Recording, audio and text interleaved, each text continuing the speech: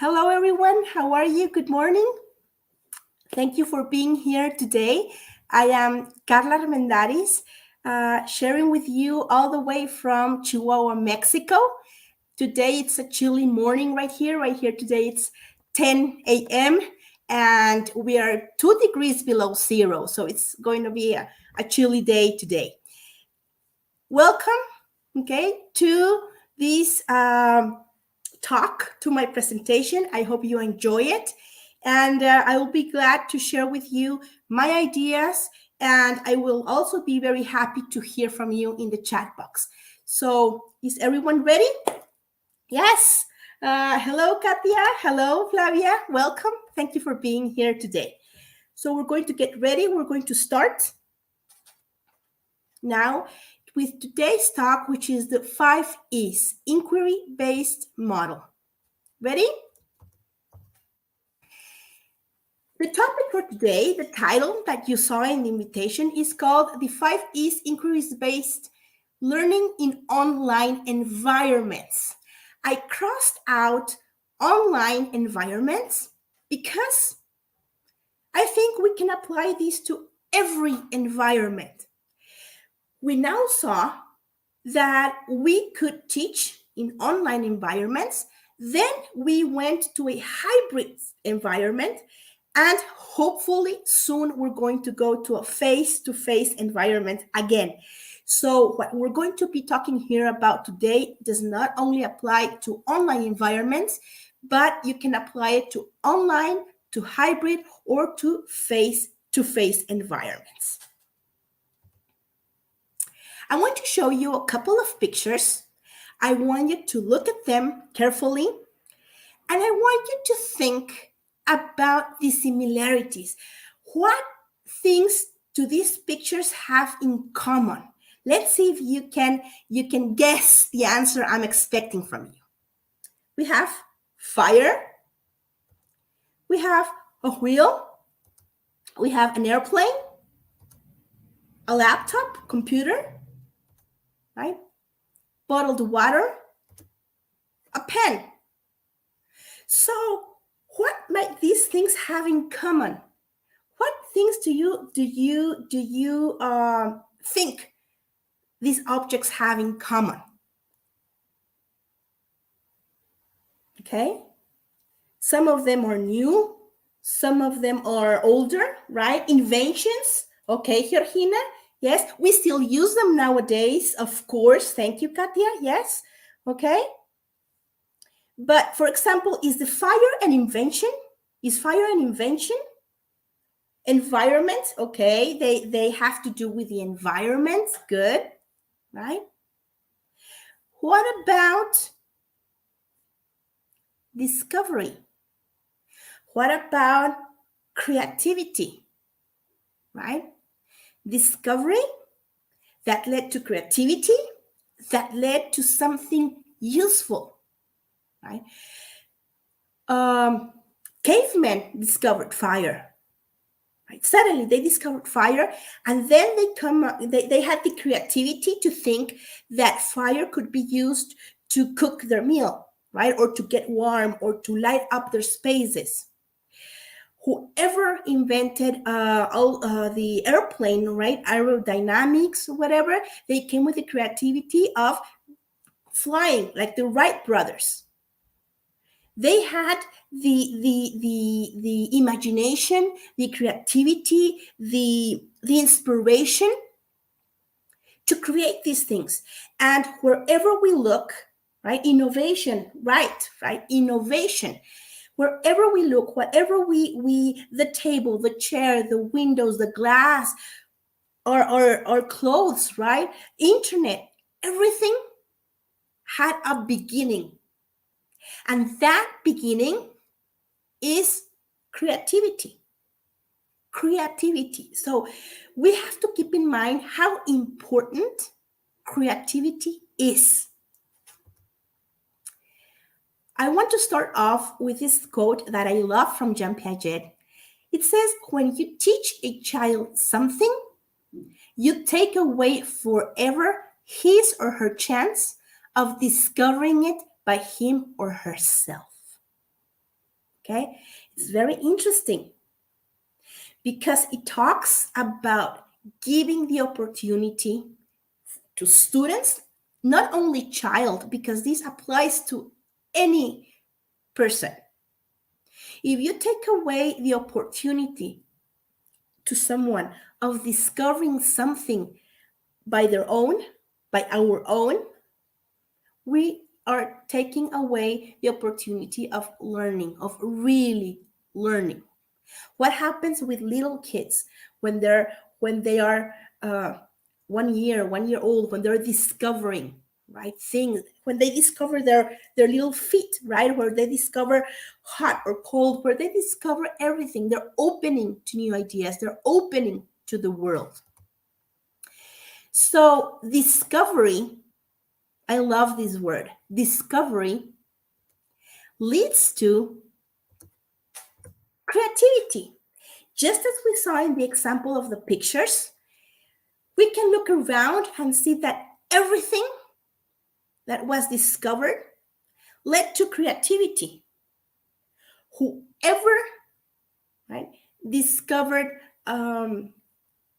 fire or the wheel, or it led to creativity. How can I use this?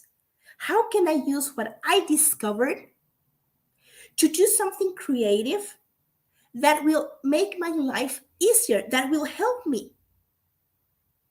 So it's very interesting because once that we discover, we create, and then it goes around. Creativity leads to more discoveries. So it's like a never ending process. Discovery leads to creativity, and that creativity leads to more discovery. If we can relate it to something, it's more or less like the scientific method. You are discovering something, you are researching, you're getting creative with what you are finding out, and that leads to more discovery. And this process is what has gotten us here. This process is how the world uh, is growing, how we are finding more things, right? We are finding the cure for or the vaccines for COVID-19 or for more illnesses. It's all about discovery and being creative. This is what, okay, this is what inquiry-based learning does. Or this is the main objective or the main focus for inquiry-based learning. Inquiry-based learning is a type of learning that promotes collaborative, active learning. This is very important. It's collaborative. It means I'm not learning, or the student is not learning on his or her own. The student needs to work with more people. The student needs collaboration, needs interaction with more people, right? With another student, with more students. And of course, learning has to be active. We don't want passive learning. Passive learning is only memorizing facts that will be forgotten as soon as the students answer the exams. We want active learning, where students are involved in learning, because active learning leads to a lifelong memory and it becomes meaningful. They find it meaningful. So, in inquiry based learning, students work together collaboratively to solve problems and investigate new concepts. How? By asking questions, by observing, by analyzing, and by drawing conclusions. So if we see these terms, asking questions, observing, analyzing, drawing conclusions, all of them are active verbs, right? We read them, we look at them, and we imagine our students doing it in action. And that's what we want. We want students asking questions. We want students analyzing new information. We want students that put into practice what they have learned, right? We want critical thinkers. We want students who are great critical thinkers. Let's talk about the perspectives on the inquiry-based model. What are the students' perspectives, and what are the teachers' perspectives? What are their roles? The student's role in inquiry-based learning is it focuses on investigating an open question or problem. The student's responsibility is to investigate. They're going to observe. They can be the ones who do the question and then research, right? Or the teacher can lead them to the problem and question, so then the students can investigate. How are they going to do that? Well, through evidence-based learning, reasoning, they have to look for evidence. It's not like they're going to answer for whatever they have in their brains. They have to do research. They have to investigate. They have to read.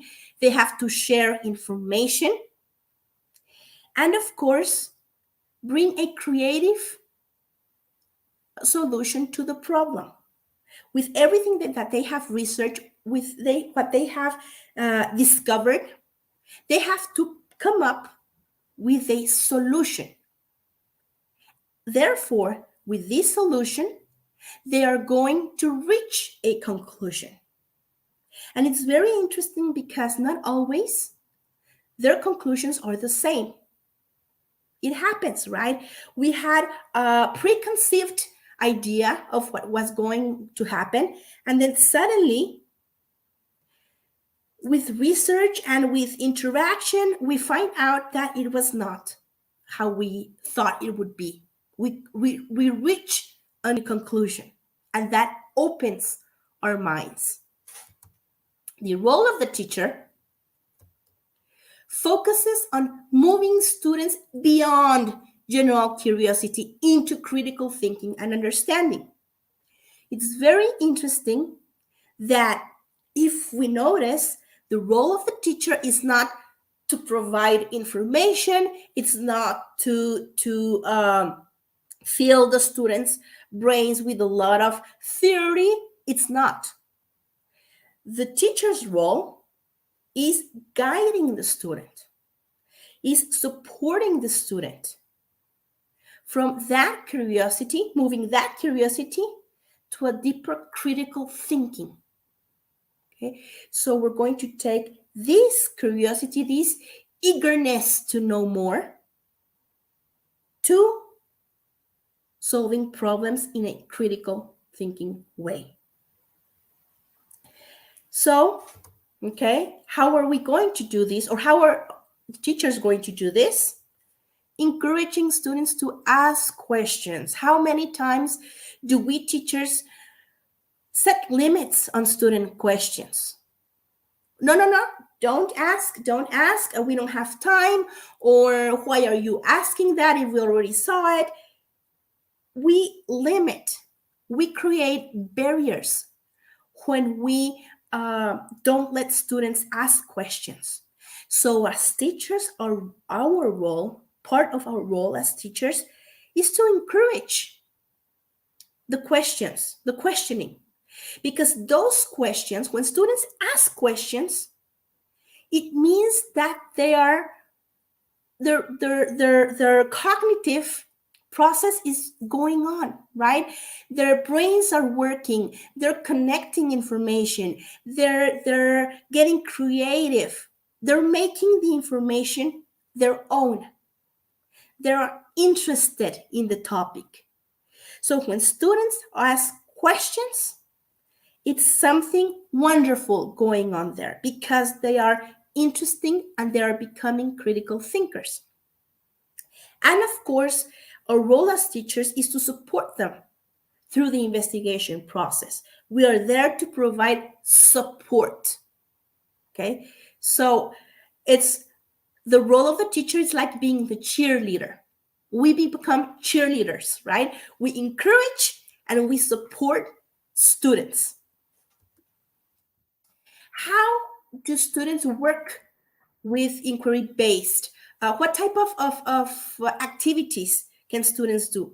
Many types of activities. These are just some, but any kind of activity you do in the classroom can be worked through inquiry-based learning. Right now, I'll give you the steps and some examples that can help you out to plan your classes better. We can work through case studies, group projects, hands-on activities. Hands-on, let them work with things. Research projects, and of course, field work. But any activity, any strategy you decide to use, okay, the clear objective, whatever activity you're going to do, it should allow students to develop unique strategies for solving open-ended questions. If you choose an activity, but that activity is not leading students to solve a problem through critical thinking and creativity, then that activity is not working. So whatever activity, whatever strategy you as a teacher plan for your students to develop, you have to have in mind that by the end of that activity, students will be able to develop strategies and to answer and conclude. If not, then that activity did not fulfill the objectives. If you have any comments or any questions, feel free to type them in the chat box.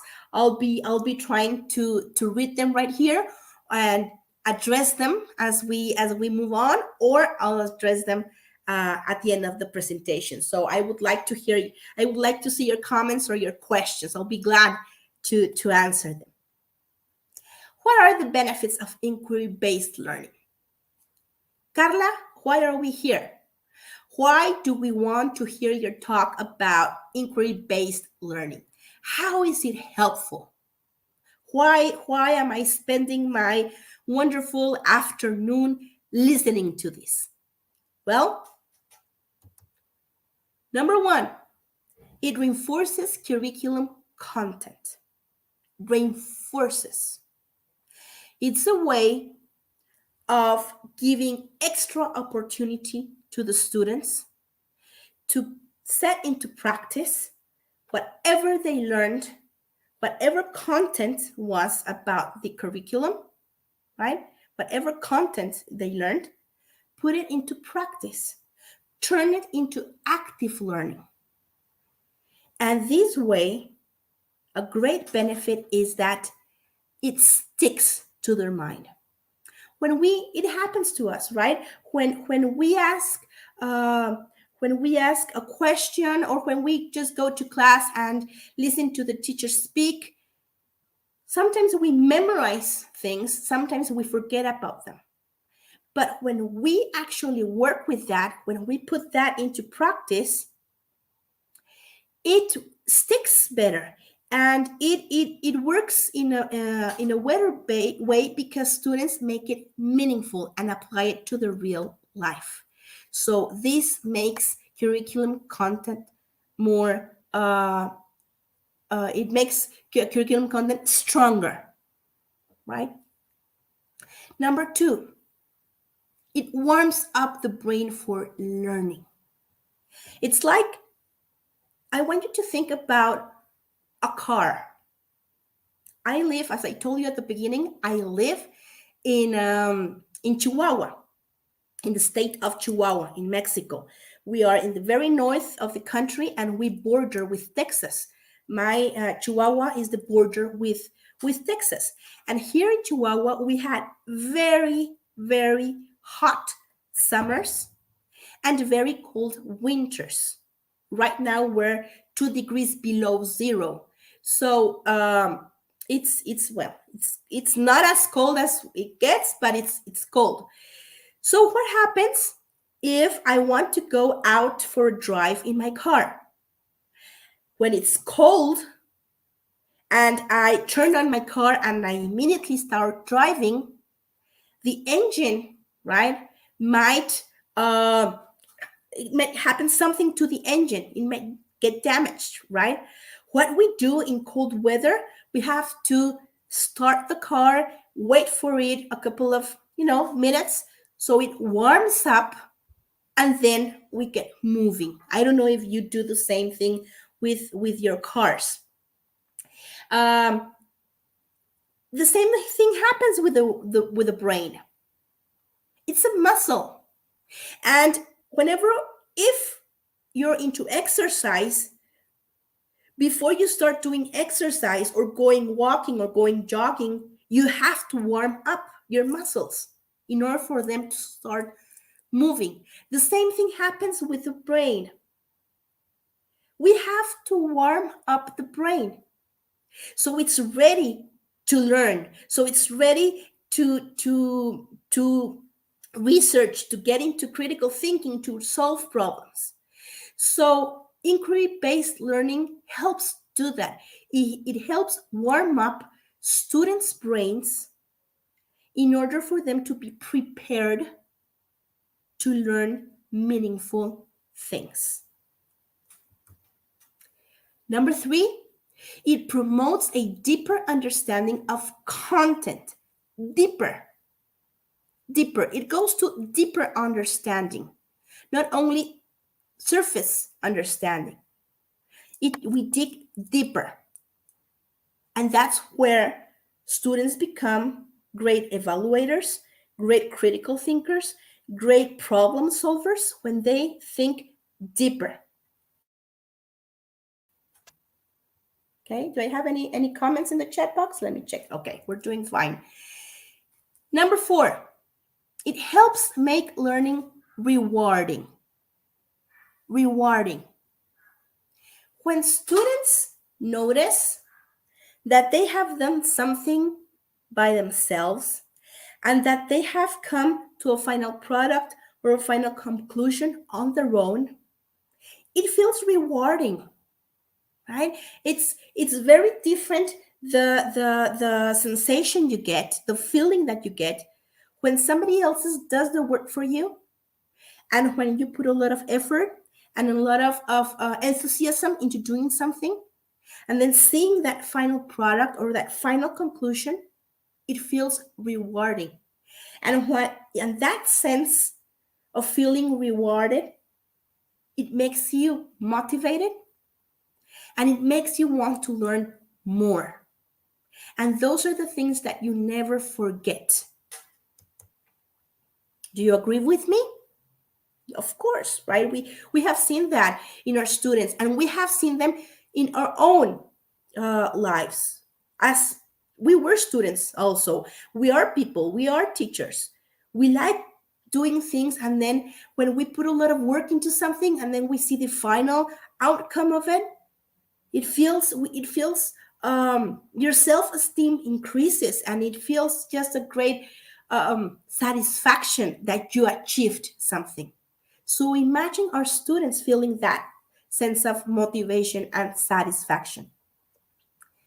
Also, inquiry-based learning builds initiative and self-direction. Since students are working on their own, or well, with other students in a collaborative form, right? It builds initiative. What does it mean? Students can come up with their own decisions. They can decide what they can do, what they want to do, or what to do. And this helps them develop self-direction and also leadership skills. They learn how to direct themselves. They learn what road to take. And that's very important because they're building their own knowledge. Thank you, Gustavo. Yes, that's why this is wonderful. And I love this topic. I hope some other time we have opportunity to talk about this, because differentiated instruction, inquiry-based learning offers differentiated instruction. what do we mean? I'm not going to go a lot on into differentiated instruction, but what do we mean by differentiated instruction? It refers to that everyone, we are all different, right? Everyone is different. Everyone learns a different way. Everyone desires different things. Everyone has different motivations. Everyone has different styles of learning. Everyone. We do not learn the same way. We do not learn at the same pace. We do not learn through the same activities. That's why some students struggle more than others. So when we are teaching, when we are helping our students through the learning process, we have to think about differentiated instructions, providing different strategies, providing different material, different options to achieve the same goal. That way, students will reach the goal according to their own process. And inquiry-based learning helps this because since students are working together on their own, they're adapting and they're looking for their own personal strategies that will help them reach the conclusion. So some students or a group of students might do it by making pictures or taking notes. Other students might do it by listening to the news or listening to information. So everyone works with their own strategy. That's why the outcomes are better, and that's why the self-esteem increases, and that's why it's more rewarding. So teachers, take a screenshot or take a picture of this slide so you keep in mind all of these benefits that your students, because these are benefits, of course, for students. And if students get these benefits, we're going to see them at the end of the school year or at the end of the semester, because we're going to see those results. We're going to see that progress. Therefore, it will become a great benefit for us teachers also. Now let's talk about, now that we talked more or less about what inquiry-based learning is and its benefits, we're going to go into the 5 steps. They're very easy, and I'm pretty sure most of you or all of you have used them at some point without knowing you were using the inquiry-based model. You're going to be saying, yes, I've done that, or I have worked with this. Gustavo says, when something hard in the beginning is achieved by the end, it feels more self-confident and gives them more confidence. Of course, right? Because they know they were able to do something. Yes, I totally agree with you. Different strategies means different approach. Different students means different approaches, of course. So it's called the 5 E's model. It's going to be very easy to memorize because all of the steps begin with the letter E, and there are 5 steps. The first step, engage. I'm going to show them to you, and then we're going to talk about each of them separately, and I'm going to give you an example of what to do in each stage. Engage. Second step, explore. Third step, explain. Elaborate. And the 5th and final step is evaluate. So this is the model. These are the 5 steps. That's why it's called the 5 E's to inquiry-based learning. Engage, explore, explain, elaborate, and evaluate. Very easy to remember. Okay, very easy to remember. If you're familiar with Bloom's taxonomy, you'll see and you'll find that it totally applies to it. We want to take students from an understanding of the concepts to an evaluation of the concepts. right? It goes, so we want to take them from lower cognitive levels all the way to higher cognitive levels. And this is a great step. This is why it's a great process using inquiry-based learning for students to work with this. One of the, Gustavo has a question. One of the strategies to get more attention from the students is using workstations. What do you think? I totally agree. That would be kind of another topic, working with working stations. I love working with them. And it's easy to work with them. Sometimes we say, how can we use them in an online environment? It's easy and it can be done. Yes, you can use with working stations, and it also creates this process. Totally agree. Let's talk about the first step, engaging. It's a very simple step. And this step takes us to become like salespeople. We become experts in marketing. We teachers have to develop our marketing skills to develop this stage. Engaging refers to taking students' attention to what is going to be done. We have to grab students' attention. We have to make students feel engaged with what they're going to be doing. This thing happens every day in our classes, right? As soon as we walk in the classroom, we engage students to what we're going to learn that day with a picture, with a warm-up activity, with activating prior knowledge. There are many strategies to engage them, right? Because with true engagement, students are going to show their degree of attention, their curiosity, their interest, their optimism, and the passion they're going to put into work, right? If students are not engaged, or they're going to be, oh, bored, I don't care, why do I have to learn this? We have to wake up students, curiosity and engagement. When we have students engaged, then it's going to be very easy to work throughout the process. It's like a movie. When we see, when a movie comes up in theaters, right, we see the movie trailer. If it's appealing to us, if we like it, we go see the movie. If we find it boring, we don't go and see the movie, right? Because we have to appeal to our first impression. We have to make a great first impression. And this will create students' desire to learn more about the topic. Oh, wow, I think it's going to be very interesting. Yes, I want to learn more. Yes, teacher, tell me more about it, right? Or students go to their house and research more about the topic. Also says engage is use a bait to gate the fish in the classroom. Yes, it's like using the appropriate and most colorful bait you find to fish the students, right? Yes, that's a good example.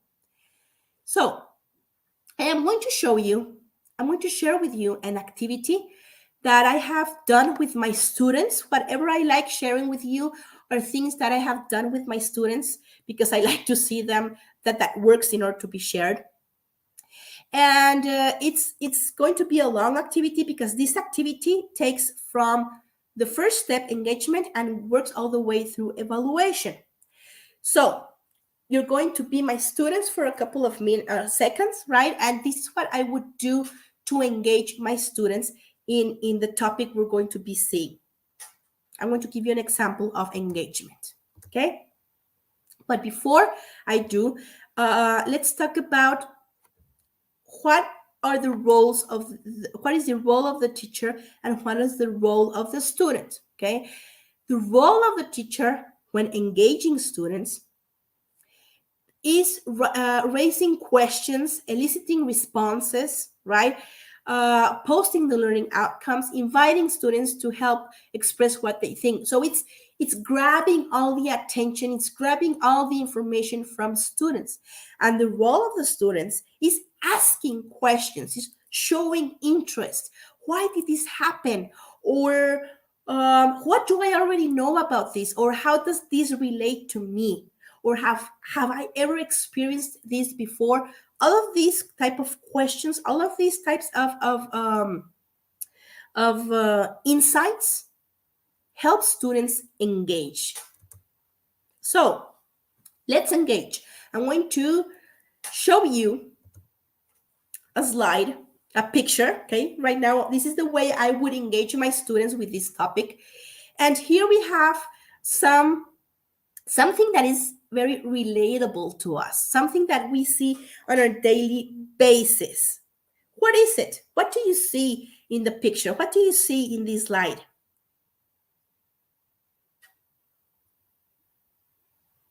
What do you see?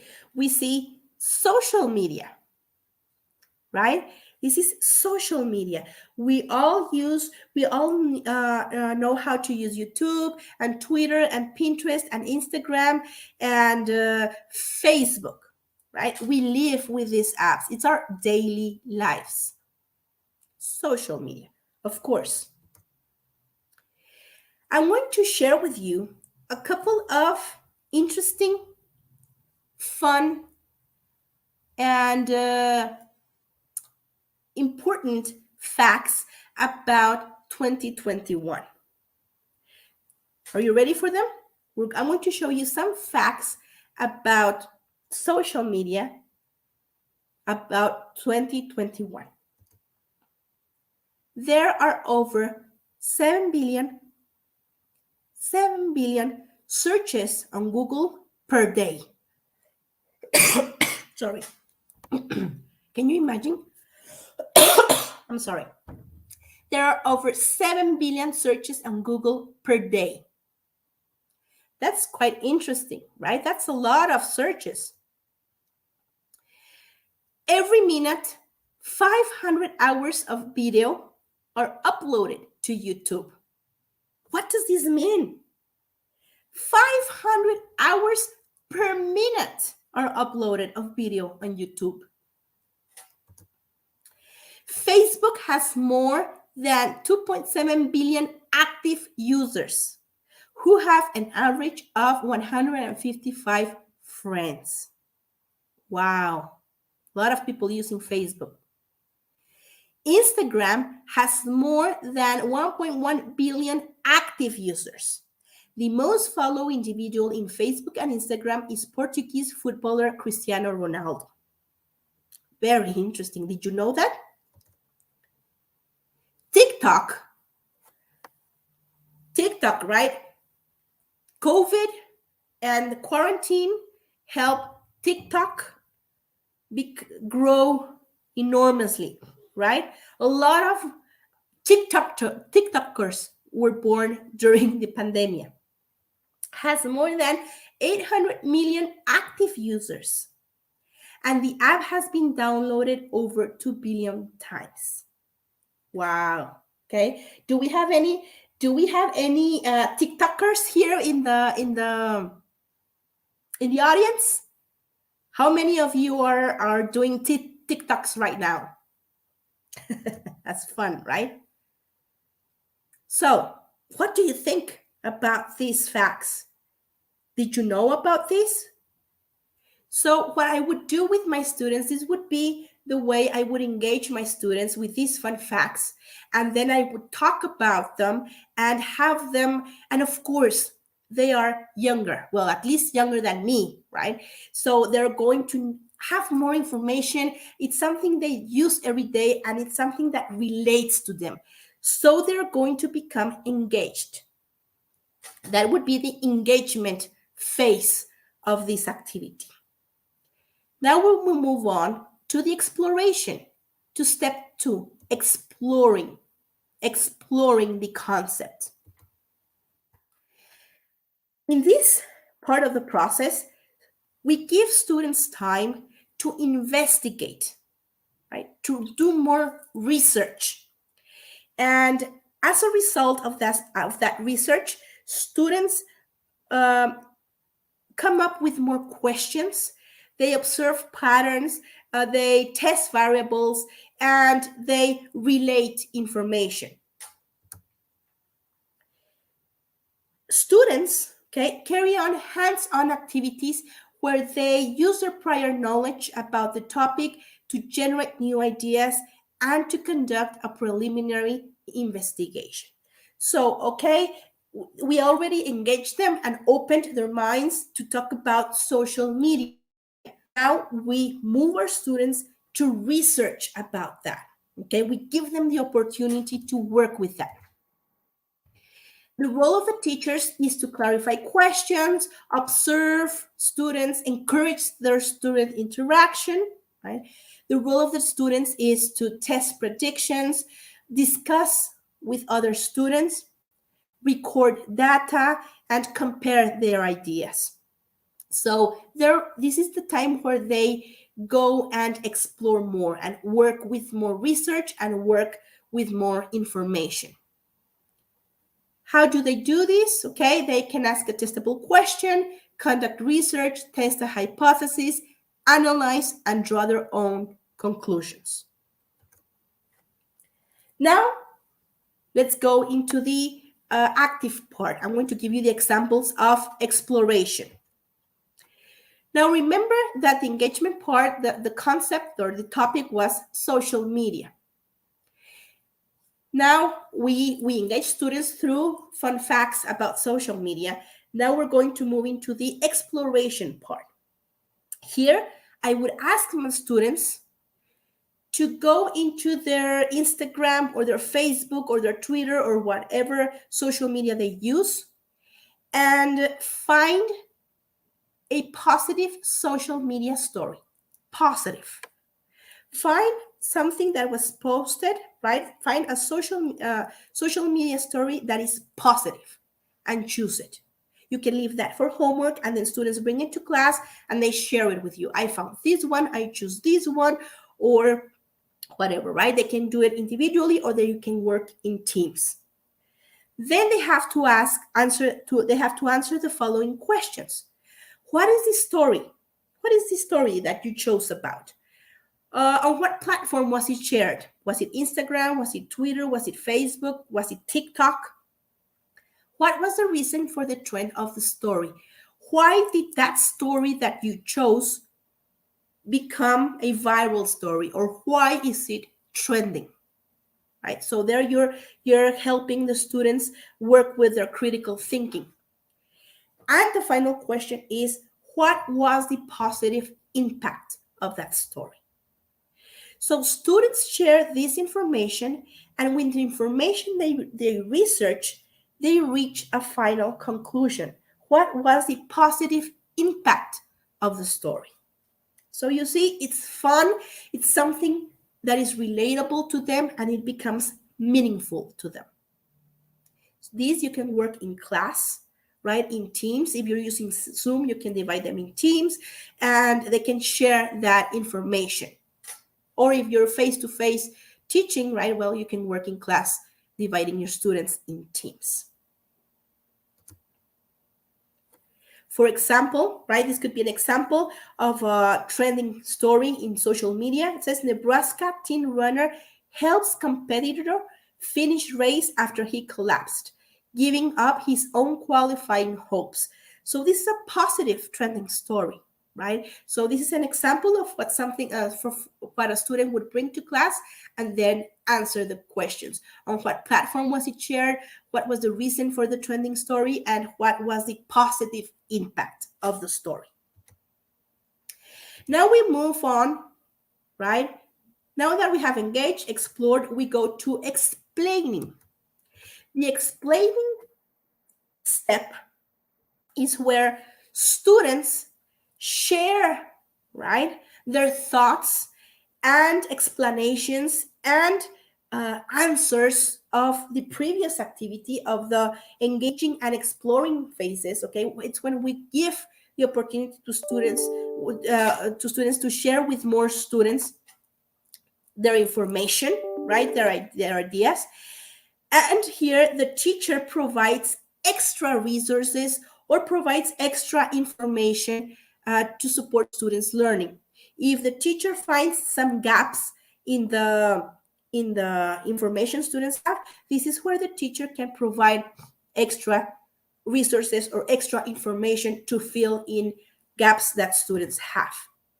So With this information that students grab from sharing the information and from the extra information that the students get from the teacher, right? Students use this to design solutions, to come up with a better or a bigger solution. The teacher's role,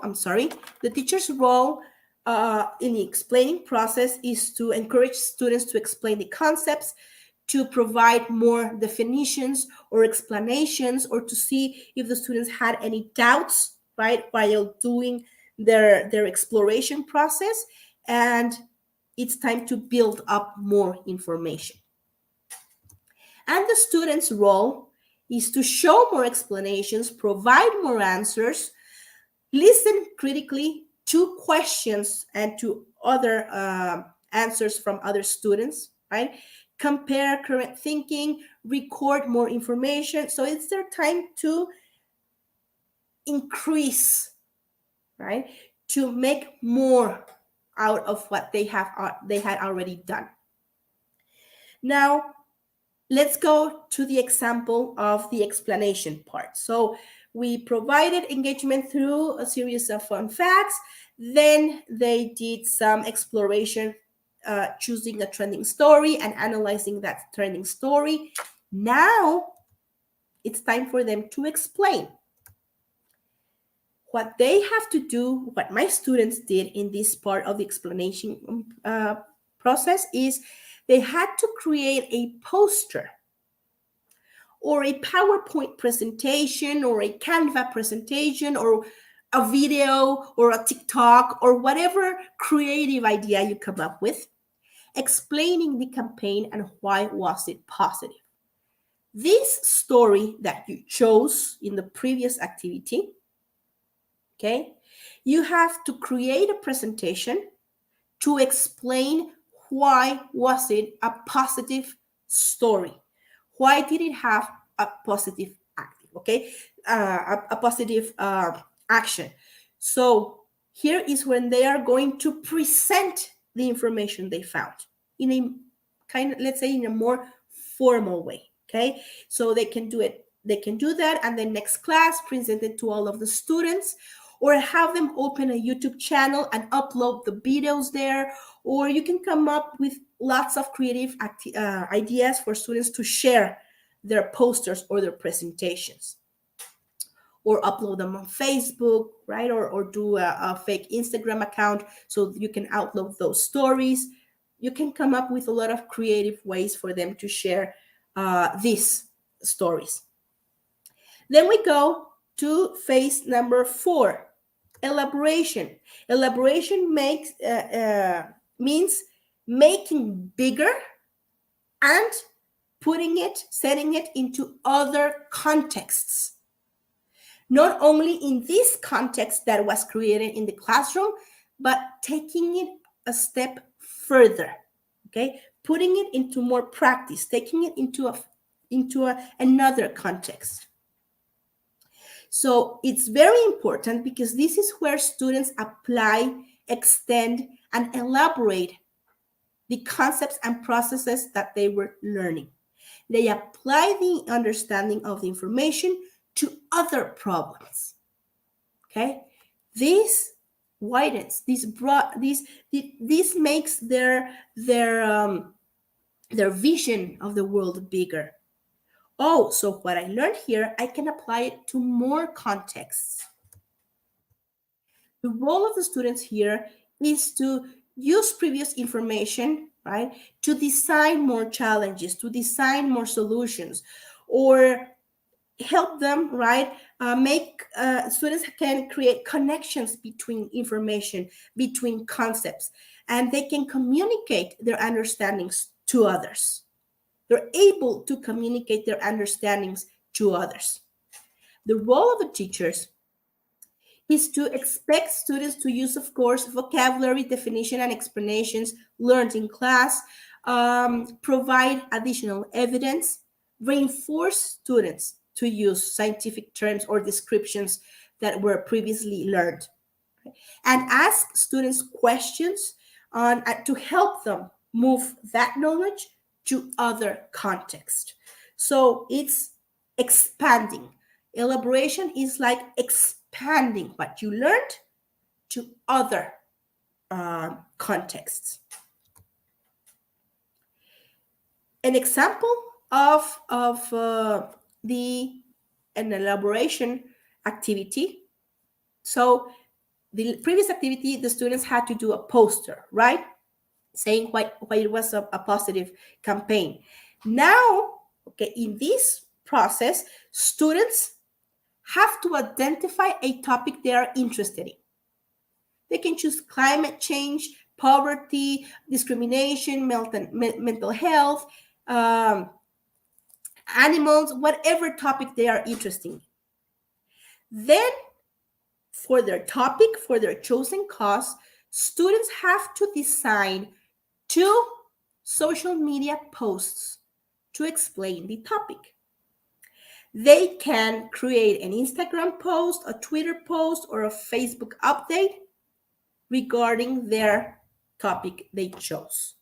So if you notice, they're taking it a step further. Now they are applying what they learned in the previous steps. They are applying it to another context.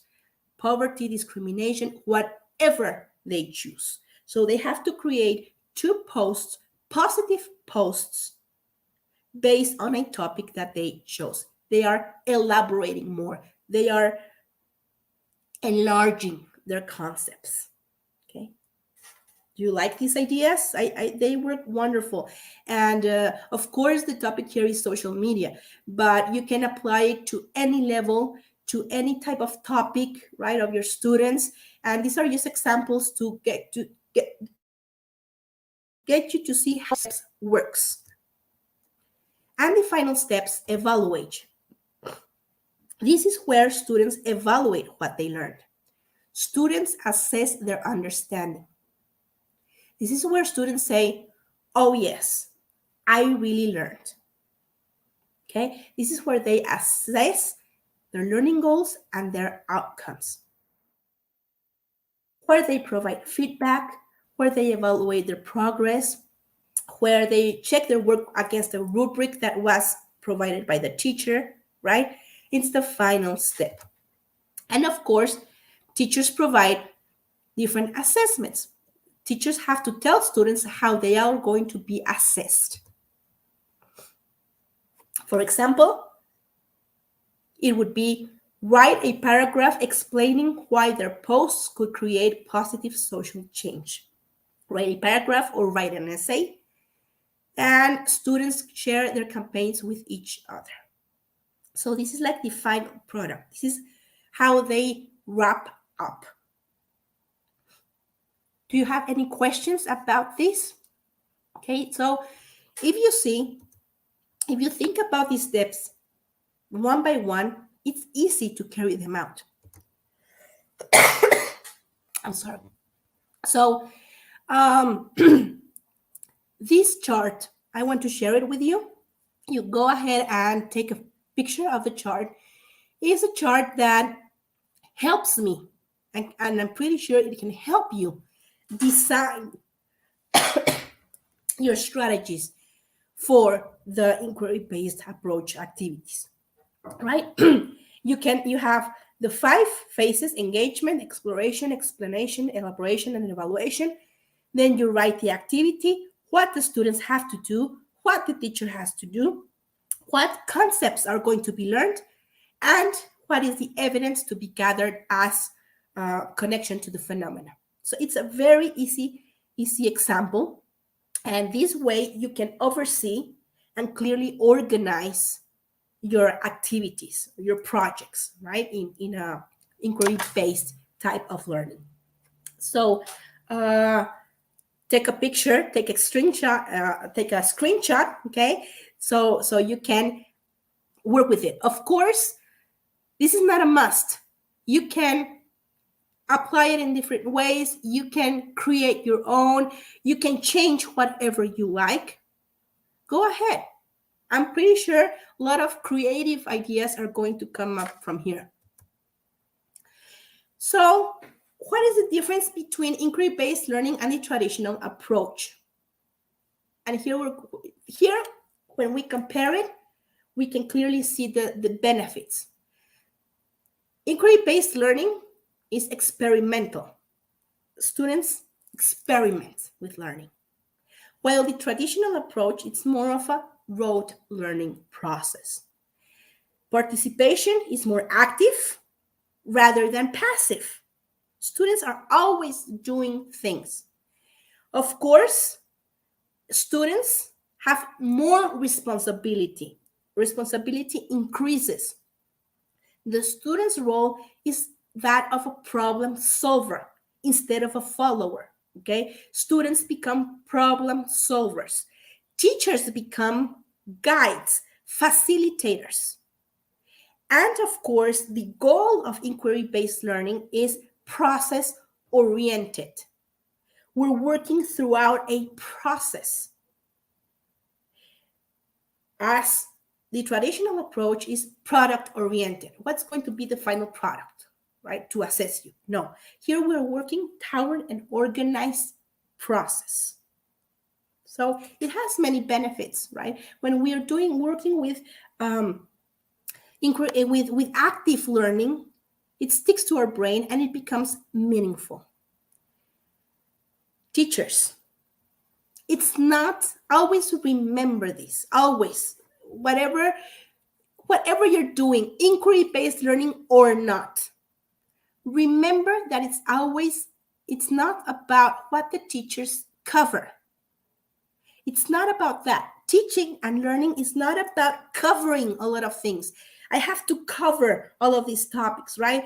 The more I cover, the more students learn. It's not about that. It's about what students discover in the process. If we're only covering, we're only memorizing information that we're going to forget. But if students are discovering, they're learning on their own, their self-esteem increases, they become more engaged, more motivated, and as we mentioned before, it's more rewarding for them. So always keep in mind, it's not about what the teachers cover, it's about what students discover. Here we summarize this hour of presentation. And before I finish, let's reflect upon a couple of things that we have discussed during this talk. And I'm going to do this with sharing with you some questions that I want you to reflect upon. Think about how are we providing students the opportunity to explore, investigate, and explain a solution to a problem. How are we teachers? How am I, whenever I'm planning a lesson, am I letting my students design a solution to a problem? How am I a tool, an instrument for them? How are students demonstrating their understanding of their learning outcomes, their learning goals and outcomes? How are they demonstrating that? Throughout an exam where they had to memorize information, or throughout a final project that came through a process? How are they going to demonstrate the learning outcomes? How are we removing barriers? How are we as teachers removing barriers that prevent students from showing what they can do? We teachers are great as barrier builders. We are, right? We unconsciously create barriers for students by providing them all the information, by guiding them step by step what to do. All of those things are barriers for students to really demonstrate what they can do. So what am I doing as a teacher to remove those barriers? To let students work with their learning process on their own. And last but not least, are students really discovering, or are they just covering? Okay, that's an interesting question. Are students really discovering, or are they just covering? So, teachers, thank you for being here today. Was a wonderful time sharing with you. The talks are going to be uploaded to YouTube in case you want, if you missed some information. I would like to see your comments on the chat box. I hope you enjoyed this talk. Do you have any questions that you would like for me to address, or any doubts or any comments? I'll read them. I'll be glad to read them here in the chat box. Okay. So thank you very much for being here. Thank you for all of your comments. Here is my email, and this is Empreser's Facebook. You can follow us, and we would be glad to help you out and share more information with you. I would be glad to hear from you to see if you used these steps, if they were helpful, what were the challenges that you faced. And teachers, have a wonderful, wonderful weekend. Have a wonderful school year, and take care. And thank you for all your support and all the great work you have been doing. And remember to be the change you want to see in education. It's up to us, right? It's up to us. Thank you very much, and have a wonderful afternoon.